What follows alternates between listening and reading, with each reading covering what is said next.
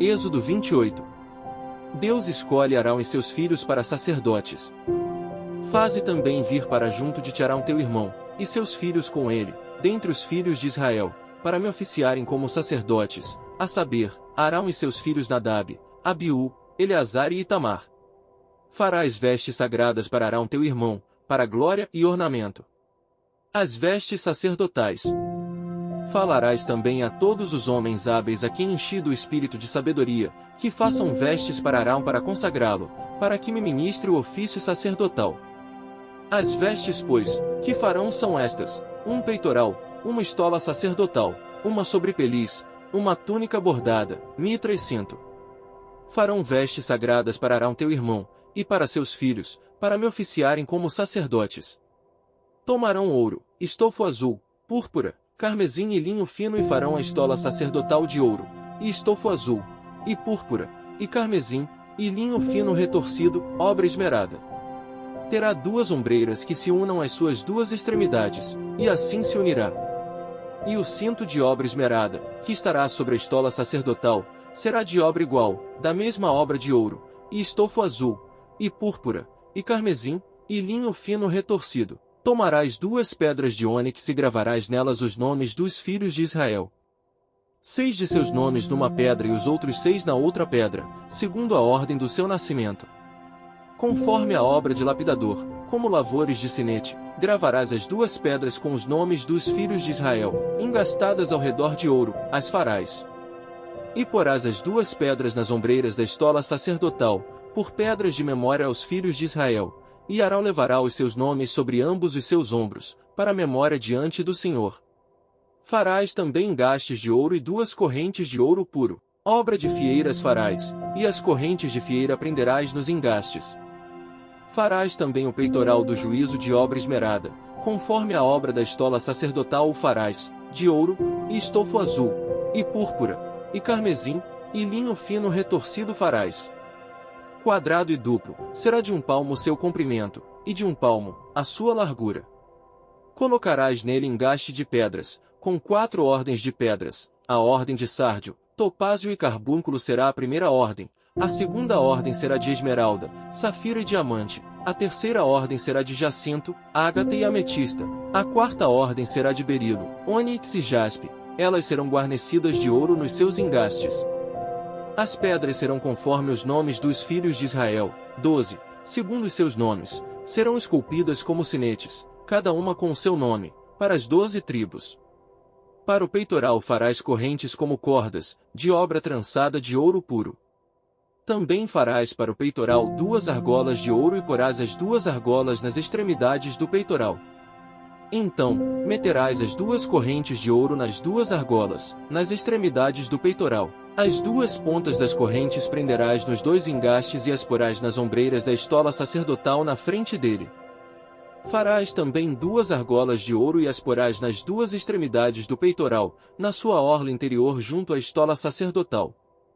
Farás também 2 argolas de ouro e as porás nas 2 ombreiras da estola sacerdotal, abaixo, na frente dele, perto da sua juntura, sobre o cinto de obra esmerada da estola sacerdotal.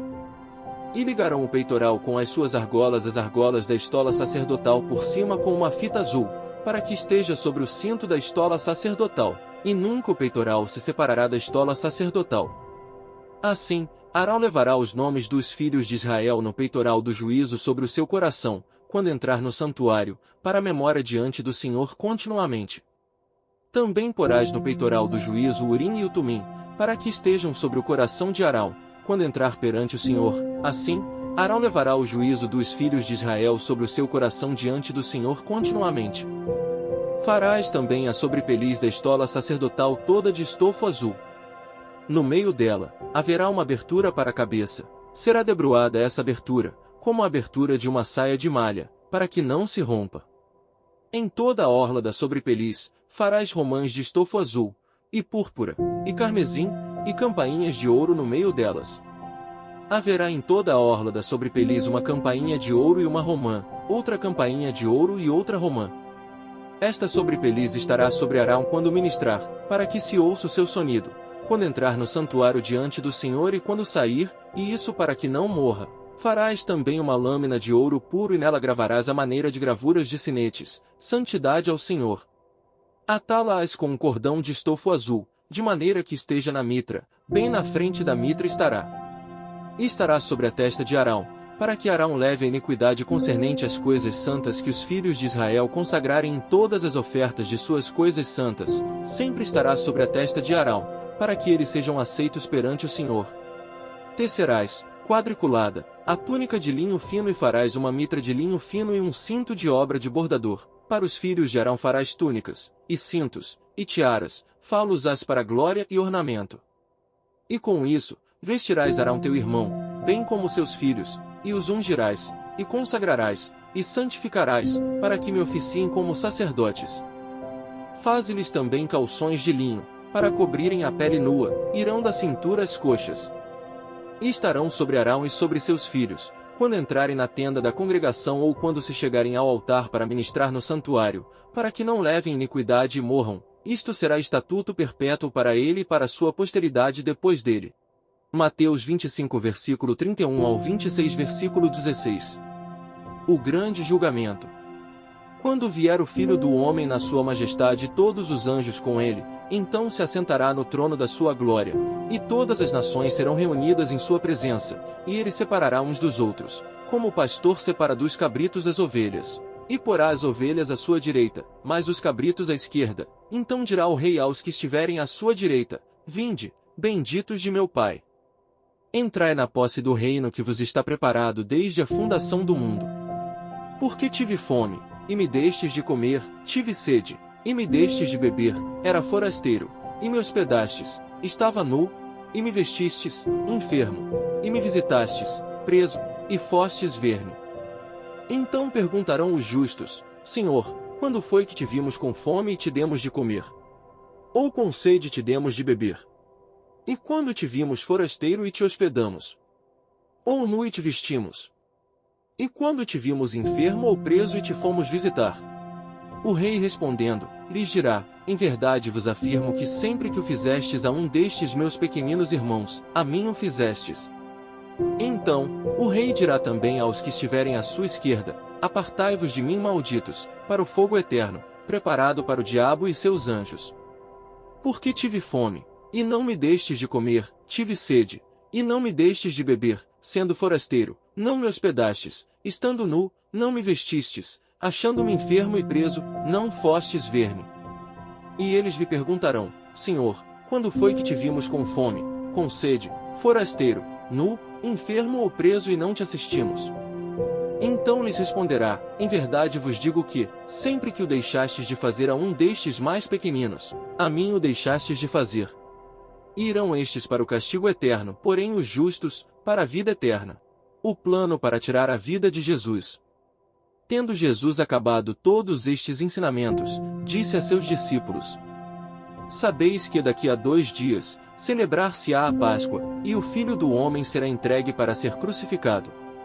Então os principais sacerdotes e os anciãos do povo se reuniram no palácio do sumo sacerdote, chamado Caifás, e deliberaram prender Jesus à traição e matá-lo. Mas diziam: Não durante a festa, para que não haja tumulto entre o povo. Jesus ungido em Betânia. Ora, estando Jesus em Betânia, em casa de Simão o leproso, aproximou-se dele uma mulher, trazendo um vaso de alabastro cheio de precioso bálsamo, que lhe derramou sobre a cabeça, estando ele à mesa. Vendo isto, indignaram-se os discípulos e disseram: Para que este desperdício? Pois este perfume podia ser vendido por muito dinheiro e dar-se aos pobres. Mas Jesus, sabendo disto, disse-lhes: Por que molestais esta mulher? Ela praticou boa ação para comigo. Porque os pobres sempre os tendes convosco, mas a mim nem sempre me tendes, pois, derramando este perfume sobre o meu corpo, ela o fez para o meu sepultamento. Em verdade vos digo, onde for pregado em todo o mundo este evangelho, será também contado o que ela fez, para a memória sua. O pacto da traição.